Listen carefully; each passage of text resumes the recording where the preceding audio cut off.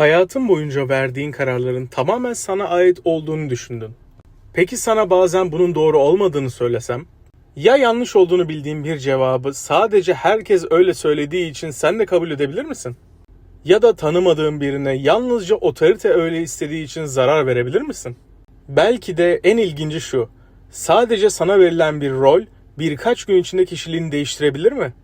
Bunlar bir bilim kurgu filmi değil. Bunların hepsi gerçek insanların katıldığı ve psikoloji tarihine damga vurmuş deneylerde yaşandı. Bu deneylerin bazıları öylesine sarsıcı sonuçlar verdi ki bugün aynı şekilde yapılmalarına etik nedenlerle izin verilmiyor. Çünkü bilim insanları insan zihninin sandığınız kadar bağımsız olmadığını keşfetti. Kararlarımızı çoğu zaman fark etmediğimiz baskılar şekillendiriyor. Çevremizdeki insanlar, içinde bulunduğumuz ortam, otorite figürleri ve hatta bize verilen basit bir ünvan bile davranışlarımızı tamamen değiştirebiliyor. Bugün birlikte dünyanın en çarpıcı psikolojik deneylerine bakacağız. Bu deneyler sadece psikolojiyi değiştirmedi, İnsan doğasına bakışımızı da sonsuza kadar değiştirdi. Ve videonun sonunda kendine şu soruyu sorabilirsin: acaba ben olsaydım gerçekten farklı davranır mıydım? Hadi başlayalım. İlk deneyimiz insanların çoğunlukla ne kadar kolay uyum sağlayabildiğini gösteren oldukça ünlü bir çalışma. Bu deney 1951 yılında psikolog Solomon Asch tarafından gerçekleştirildi. Asch'in aklındaki soru oldukça basitti. Bir insan doğru cevabı bildiği halde sadece herkes öyle söylediği için yanlış cevabı seçer mi? Bu soruyu test etmek için gönüllüler laboratuvara davet edildi. Katılımcılara oldukça kolay bir görev verildi. Bir kartta tek bir çizgi, diğer kartta ise A, B ve C olarak adlandırılmış 3 farklı uzunlukta çizgi bulunuyordu. Yapmaları gereken tek şey ilk çizgiyle aynı uzunlukta olan çizgiyi seçmekti. Aslında doğru cevap o kadar açıktı ki normal şartlarda neredeyse herkes doğru cevabı verebiliyordu. Ancak katılımcının bilmediği çok önemli bir detay vardı. Odadaki diğer kişiler gerçek katılımcı değildi. Hepsi deney ekibinin önceden hazırladığı kişilerdi. İlk birkaç turda herkes doğru cevabı verdi. Böylece gerçek katılımcının şüphelenmesi engellendi. Fakat birkaç tur sonra her şey değişti. Deney ekibindeki kişiler doğru cevabın çok açık olmasına rağmen bilinçli olarak aynı yanlış cevabı vermeye başladı. Sıra gerçek katılımcıya geldiğinde ise ilginç bir durum ortaya çıktı. Gözleri doğru cevabı görüyordu ama kulakları odadaki herkesin farklı bir cevap verdiğini duyuyordu. İşte tam olarak bu anda kişi büyük bir ikilem yaşıyordu. Kendi gördüğüne mi güvenmeliydi, yoksa çoğunluğun söylediğine mi uymalıydı? Sonuçlar oldukça şaşırtıcıydı. Katılımcıların yaklaşık 3/4'ü deney boyunca en az bir kere çoğunluğa uyup yanlış cevap verdi.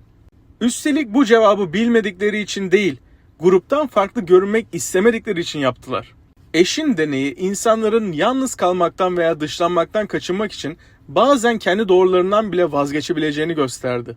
Belki de bu yüzden internette milyonlarca kişinin beğendiği bir şey bize daha doğru geliyor. Ya da kalabalık bir restoranı boş olana göre daha kaliteli sanıyoruz. Çünkü beynimiz çoğunluğun bildiği bir şey olduğunu varsaymaya eğilimli. Ama tarih bize bir gerçeği defalarca gösterdi: kalabalık her zaman haklı değildir. Bazen en doğru cevap odada sadece bir kişinin söylediği cevap olabilir. Peki insanları sadece çoğunluk değil, güçlü bir otorite etkileyebilir mi? İşte bunu anlamaya çalışan bir sonraki deney, psikoloji tarihinin en tartışmalı çalışmalarından biri olacaktı. Bir sonraki deney belki de psikoloji tarihinin en tartışmalı deneylerinden biri. 1961 yılında psikolog Stanley Milgram, insanların bir otoriteye ne kadar itaat edeceğini anlamak istedi. Çünkü o dönemde birçok kişi sıradan insanların başkalarına ciddi zararlar verebileceğine inanmakta zorlanıyordu. Milgram ise bunun gerçekten böyle olup olmadığını test etmek istedi. Deneye katılan gönüllülere hafıza üzerine bir çalışmaya katılacakları söylendi. Laboratuvara geldiklerinde 2 kişilik bir görev olduğu anlatıldı.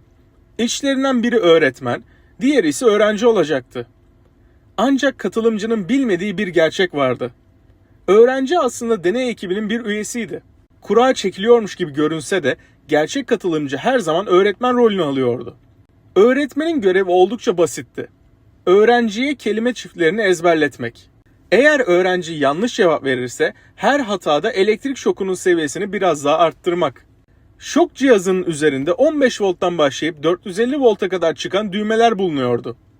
Katılımcılar bu şokların gerçek olduğuna inanıyordu. Oysa aslında kimseye elektrik verilmiyordu. Öğrenci sadece önceden hazırlanmış ses kayıtlarına tepki veriyordu. İlk seviyelerde sadece küçük şikayetlerde bulunuyordu. Sonra acı dolu bağırışlar başladı. Bir süre sonra öğrenci kapıya vuruyor, deneyi durdurmaları için yalvarıyordu. Daha yüksek seviyelerde ise artık hiçbir ses gelmiyordu. Katılımcıların çoğu bu noktada durmak istedi.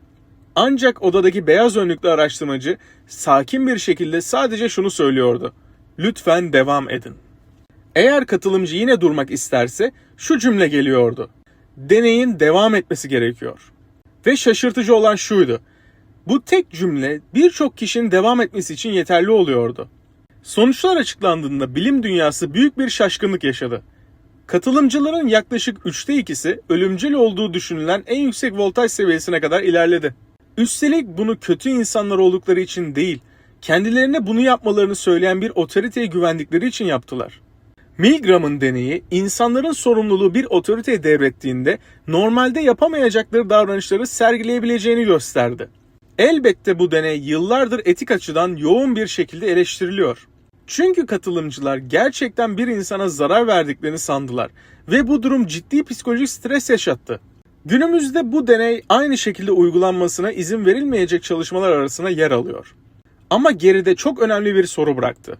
Eğer sen o laboratuvarda olsaydın, beyaz önlüklü kişinin "devam edin" sözünden sonra gerçekten durabilir miydin?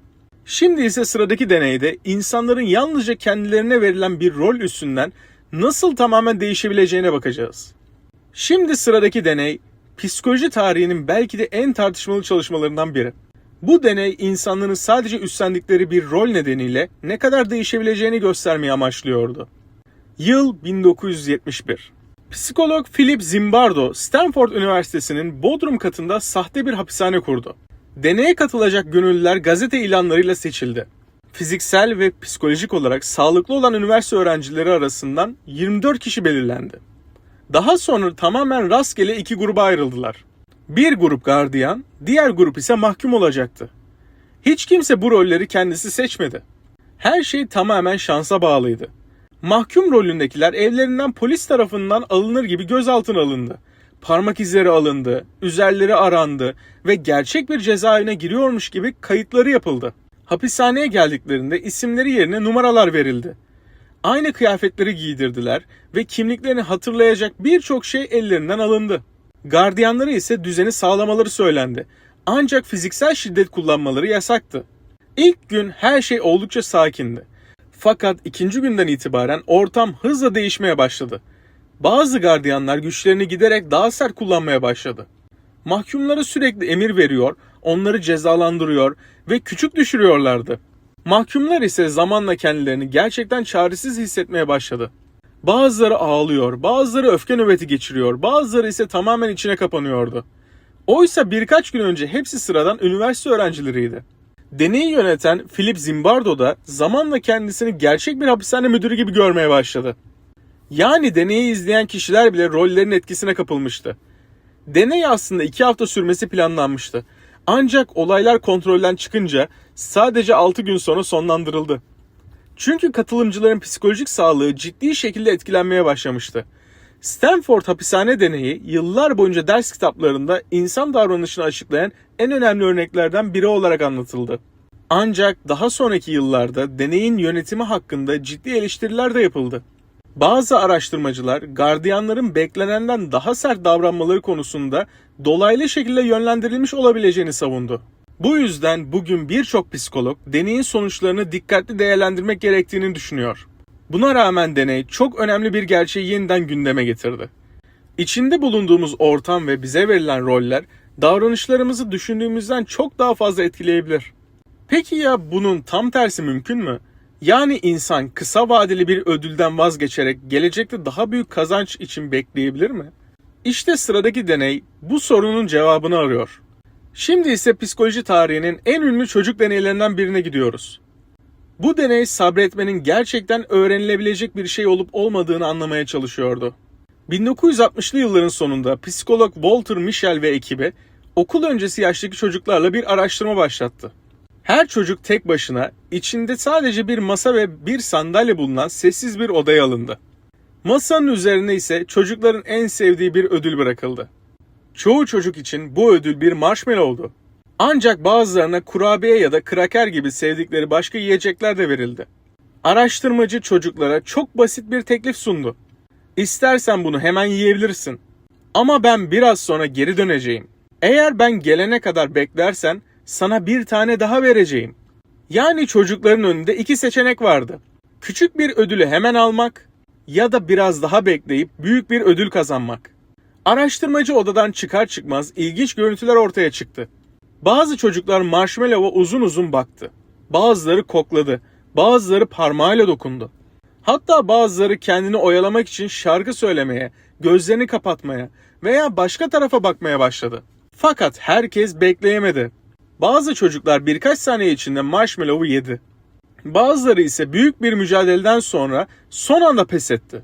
Ama bir kısmı araştırmacı geri dönene kadar sabretmeyi başardı. Deney ilk yayınlandığında büyük bir ilgi gördü. Çünkü yıllar sonra yapılan takip çalışmalarında bekleyebilen çocukların ortalama olarak okul ve yaşamın bazı alanlarında daha başarılı oldukları görüldü. Bu yüzden uzun yıllar boyunca bu deney öz denetimin başarının en önemli anahtarlarından biri olduğu şeklinde yorumlandı. Ancak hikaye burada bitmiyor.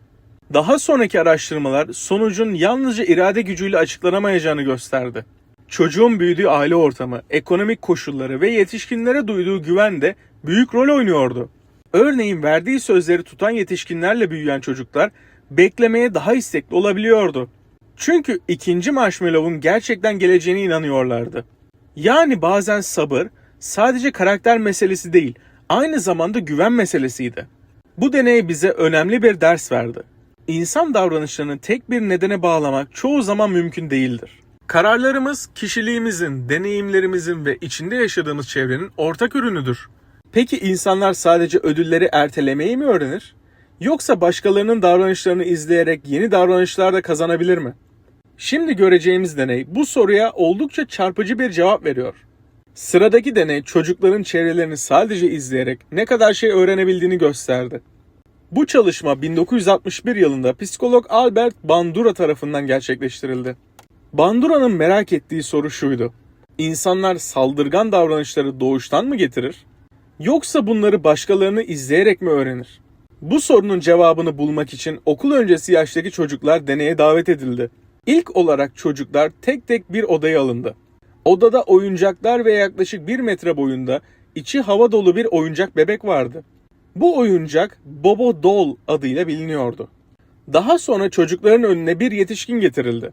Bazı çocuklar yetişkinin Bobo bebeğiyle sakin bir şekilde oynadığını izledi. Bazıları ise çok farklı bir sahne gördü. Yetişkin Bobo bebeğe yumruk atıyor, tekmeliyor, yere düşürüyor ve bağırarak ona saldırıyordu. Çocuklar bütün bu davranışları dikkatle izledi. Daha sonra yetişkin odadan ayrıldı.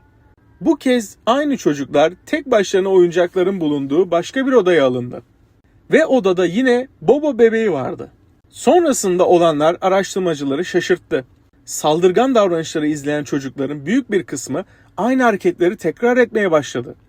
Yumruk attılar, tekme attılar, hatta bazıları yetişkinin kullandığı sözleri bile taklit etti. Buna karşılık sakin davranış izleyen çocuklar çok daha az saldırganlık gösterdi. Bandura'nın vardığı sonuç oldukça önemliydi. İnsanlar, özellikle de çocuklar, sadece kendilerine öğretilenlerden değil, gördüklerinden de öğreniyor. Bu duruma psikolojide gözlemsel öğrenme adı veriliyor. Yani çevremizdeki insanların davranışları farkında olmasak bile bizi şekillendirebilir. Belki de bu yüzden çocuklar anne ve babalarının davranışlarını sık sık taklit eder. Ya da sosyal medyada sürekli gördüğümüz davranışlar zamanla bize daha normal gelmeye başlar. Elbette bu deney de zamanla etik açıdan tartışıldı. Çünkü araştırmacılar çocukların saldırgan davranışlara maruz bırakılmasının olası etkilerini sorgulamaya başladı. Ancak deneyin ortaya koyduğu temel fikir bugün hala psikolojinin önemli taşlarından biri olarak kabul ediliyor. İnsan davranışı sadece yaşadıklarımızla değil, izlediklerimizle de şekilleniyor. Peki ya korkularımız? Onlar da sonradan öğrenilebilir mi? Şimdi anlatacağımız deney psikoloji tarihinin en tartışmalı çalışmalarından birine uzanıyor. Şimdi anlatacağımız deney bugün büyük ihtimalle yapılmasına asla izin verilmeyecek bir çalışma. Çünkü bu deneyin amacı bir çocuğa bilinçli olarak korku kazandırmaktı. Yıl 1920. Psikolog John B. Watson ve araştırmacı Rosalie Reiner davranışların sonradan öğrenilip öğrenilemeyeceğini araştırıyordu. Bunun için yaklaşık 11 aylık bir bebek seçildi. Araştırma kayıtlarında bu bebeğin adı Little Albert yani Küçük Albert olarak geçiyordu. İlk olarak Albert'e beyaz bir fare gösterildi. Albert fareyi görünce korkmadı. Hatta ona dokunmaya ve onunla oynamaya çalıştı. İlk deney tam bu noktada başladı. Albert fareye her uzandığında araştırmacılar arkasında bulunan metal bir çubuğa çekişle çok yüksek bir ses çıkartıyordu. Bu ani ses Albert'i korkutuyor ve ağlamasına neden oluyordu. Aynı işlem birkaç kez tekrarlandı. Çok geçmeden ilginç bir değişim yaşandı. Albert aynı yüksek sesi duymasa bile sadece beyaz fareyi gördüğünde ağlamaya başladı. Korku fareyle eşleşmişti. Üstelik bununla da sınırlı kalmadı. Albert daha sonra tavşan, köpek ve hatta beyaz tüylü bir mont gibi benzer nesnelere karşı da korku göstermeye başladı. Yani öğrendiği korku benzer şekillerde yayılmıştı. Bu durum psikolojide genelleme olarak adlandırılır. Deney, insanların bazı korkularının doğuştan gelmek zorunda olmadığını gösteren ilk çalışmalardan biri oldu. Ancak deneyin ciddi etik sorunları vardı. Albert'in yaşadığı korkunun sonradan tamamen giderilip giderilmediği kesin olarak bilinmiyor. Ayrıca araştırmanın yöntemi ve kayıtları da yıllar boyunca birçok bilim insanı tarafından eleştirildi. Günümüzde böyle bir deneyin yapılmasına etik kurullar kesinlikle izin vermez. Ve buna rağmen Little Albert deneyi davranışçı psikolojinin gelişiminde büyük bir dönüm noktası olarak kabul edilir. Ve bize önemli bir gerçeği hatırlatır. Bazı korkularımızın kaynağı sandığımız gibi doğuştan değil, hayatımız boyunca yaşadığımız deneyimler olabilir. Peki ya yardımseverlik? İnsanlar gerçekten iyi oldukları için mi yardım eder? Yoksa bazen sadece içinde bulundukları koşullar mı davranışlarını belirler? Son deneyimiz bu soruya beklenmedik bir cevap verecek. Son deneyimiz insanların gerçekten ne zaman yardım ettiğini anlamaya çalışan ilginç bir araştırma. Çünkü çoğumuz iyi insanların her durumda yardım edeceğini düşünürüz. Peki ya bazen davranışlarımız karakterimizden çok içinde bulunduğumuz koşullar belirliyorsa? Bu sorunun cevabını arayan araştırmacılar 1973 yılında Princeton Üniversitesi'nde bir deney gerçekleştirdi. Deneye ilahiyat öğrencileri katıldı. Yani hayatlarını dini eğitim almaya adamış, yardımsever olmaları beklenen kişiler. Araştırmacılar öğrencilerden kampüsün başka bir binasına giderek kısa bir konuşma yapmalarını istedi. Ancak öğrenciler 3 farklı gruba ayrılmıştı. Birinci gruba yeterince zamanları olduğu söylendi. İkinci gruba biraz geç kaldıkları belirtildi. Üçüncü gruba ise ciddi şekilde geç kaldıkları ve bir an önce yetişmeleri gerektiği söylendi. Öğrencilerin bilmediği bir şey vardı. Gidecekleri yolun üzerinde yere çökmüş ve yardıma ihtiyacı varmış gibi görünen bir kişi bekliyordu. Bu kişi aslında deney ekibinin bir üyesiydi. Görevi sadece insanların nasıl tepki vereceğini gözlemlemekti. Sonuçlar oldukça düşündürücüydü. Zamanı bol olan öğrencilerin büyük bir kısmı durup yardım etti. Biraz geç kalanların yardım etme oranı belirgin şekilde azaldı. En dikkat çekici sonuç ise son gruptaydı. Çok geç kaldığını düşünen öğrencilerin çoğu yardıma ihtiyacı olan kişinin yanından durmadan geçti. Üstelik bazıları konuşmalarında yardımseverlik ve iyilik hakkında sunum yapmaya gidiyordu. Bu deney insanların kötü olduğu anlamına gelmiyor. Aksine bazen küçük bir zaman baskısının bile davranışlarımızı ne kadar değiştirebildiğini gösteriyordu. Günlük hayatta verdiğimiz birçok karar düşündüğümüz kadar bilinçli olmayabilir. Bazen acele ediyoruz, bazen çevremize dikkat etmiyoruz ve bazen yardım etmek istememize rağmen içinde bulunduğumuz koşullar bizi bambaşka davranmaya itebiliyor. İşte bu yüzden psikolojik deneyler yalnızca başkalarını anlatmaz. Aslında hepimize bir ayna tutar. Çünkü bu deneylerde gördüğümüz insanlar bizden tamamen farklı değildi. Onlar da bizim gibi sıradan insanlardı. Ve belki de en şaşırtıcı gerçek tam olarak bu. İnsan zihni sandığımız kadar bağımsız değildir. Kararlarımız çevremizden, zamandan, otoriteden, alışkanlıklarımızdan ve farkında bile olmadığımız birçok etkenden şekillenir.